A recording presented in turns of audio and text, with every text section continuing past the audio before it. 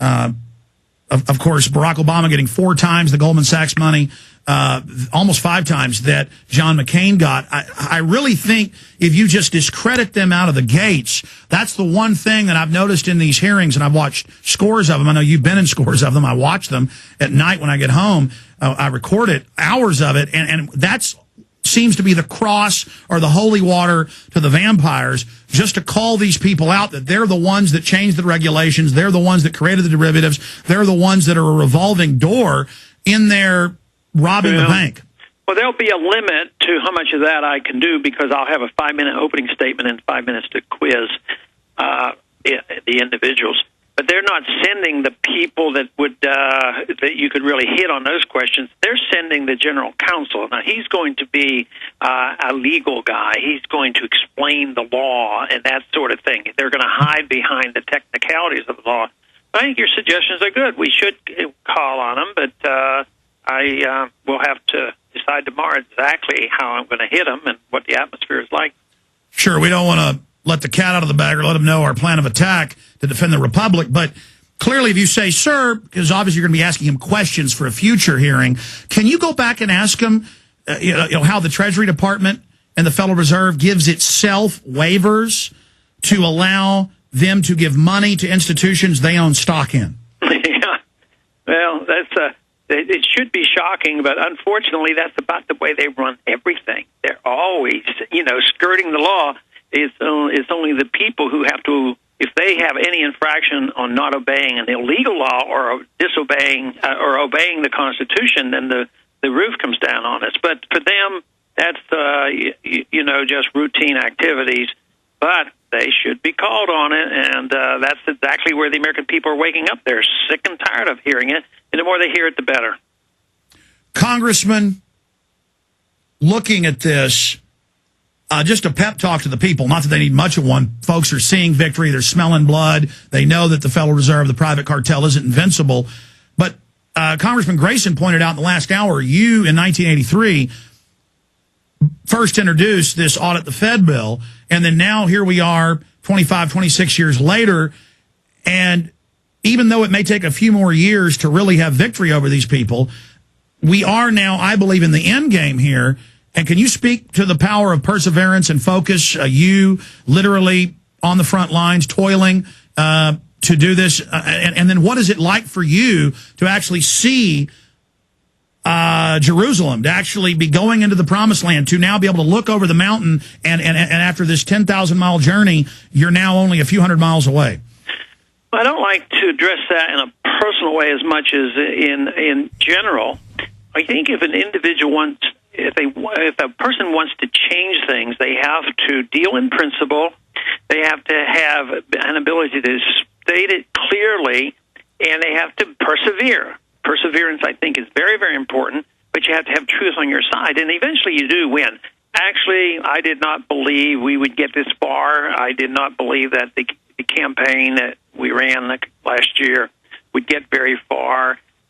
So it was much more encouraging to me to realize that there were a lot of people. I believed when I came to Congress, matter of fact, when I ran, I never thought I was even coming to Congress. When I came, I thought, well, my role and responsibility is to try to leave a record of saying, what would it be like if you had somebody that took the oath of office very seriously? How would that person vote? Realizing, what I was up against, because I realized and I would use the term, you can't really run against Santa Claus, that you're not going to get reelected. So I was surprised I got elected, surprised I got reelected, but pleasantly surprised to find out that this attitude of perseverance and standing for principle, really can bring about, good results. So I'm pleased with it, but it's the power of the ideas more than my personal abilities, quite frankly. Well, sir, I appreciate your humbleness. I'm not here trying to lavish praise on you for praise's sake. I think as a model or an example of perseverance, you are the standard. You're the blood of courage, and I want you to know that, I have 3 children, just like you have a lot of children and grandchildren, and I care about them, and I know that we're going to be a third world hell if you're not successful, if I'm not successful, and I just really do admire you, and I know for everybody out there, we want to thank you for all you've done. Well, thank you very much. much. I appreciate that, and evidently our numbers are much bigger than any of us knows. You know the story about the remnant. Nobody can count the remnant. Nobody knows where they are, but they're out there, and I think we each and every one of them are looking for each other, and it's just great to find allies. I always tell people at my crowds, I said, I don't know what tomorrow will bring, and I don't have, I don't have over expectations. But in the meantime, we ought to have an enjoyment of associating with like-minded people and having these goals and ideals, because at least we can say that we made the effort and we communicated. But fortunately for us today, we have seen some fruits of our labor. Can you imagine fighting this battle in 1939 or sometime back then when the New Deal was in and then the world empire was really starting the militarism of the world? I would have thought back in 1938 and 39 in the Roosevelt era, it must have been pretty humbling for those who were trying to hold these principles together. We've only got 7 minutes left with the Congressman. I'm going to skip this break so we have time to do that. It's a network break. And before he leaves, we're going to talk about his new book, In the Fed, a manifesto, a constitution against this abomination, one arm of this larger private crime syndicate. But, Congressman, what can we do briefly to fight and help you and others that are leading this charge to defeat the Fed quicker in this battle, in this war for truth? And then B, what do you think their counterstrikes are going to be? The Governors Association a month ago wrote a letter to the Pentagon and the White House saying, what are you doing saying 379,000 troops they now want for Brigade Homeland through Northcom? And that's also in the Progressive and AP. They are, I don't know if you've seen this, suddenly we're getting YouTube videos from Kingman, Arizona to Louisville, Kentucky of regular National Guard and Army running checkpoints, searching people. We've gone and interviewed them now. And it appears that we're seeing a slow takeover, and former Congressman, former Republican leader was in the Dallas Morning News, Dick Armey, just giving you a quick briefing in case I'm sure you know about most of it, saying, yes, he believes Obama may use the flu scare to kind of smokescreen passing health care, gun control, open borders, financial reform, giving the banks more power. So can you speak to what we can do to fight these people and to the whole police state that's really expanding right now? Well, I'm afraid posse comitatus is about dead, according to what Obama wants. When they passed the HIPAA law was the one that said that they were going to protect your medical privacy. In actuality, it was exactly the opposite.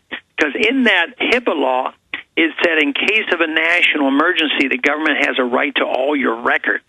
Now, you talk about a scare. They keep scaring and frightening people, and they put the high executives taking these flu shots and how dangerous it is and on and on.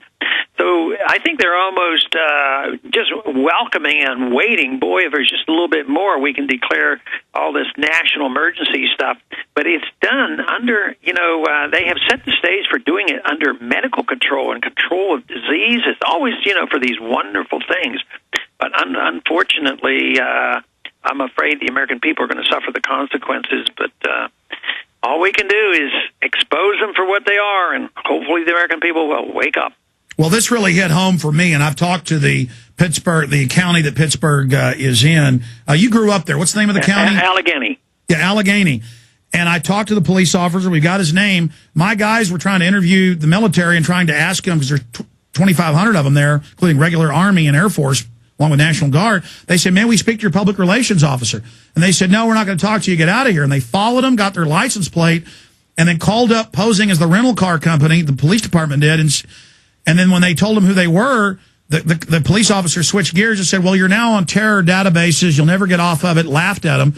And my employees are freaked out. These are just camera guys I've hired. And I called the police officer and I said, did you really do that? And he said, yeah, I did that. He thought it was funny to ruin people's lives. Yeah. No, that's pretty bad. We don't know how many's doing that, but people enjoy doing that. They get this sense of superiority and they have this power, but it's sort of pervasive throughout the system. Anybody that has this power, I mean, IRS agents love it, and they just like to lord it over other people. But people of true worth, like yourself, are incredibly humble. I wish we could get these control freaks to realize how fulfilling it is to be good. I hopefully we can convert some people. I think the true satisfaction in life comes from, being productive, producing something of worthwhile, and being able to take care of oneself.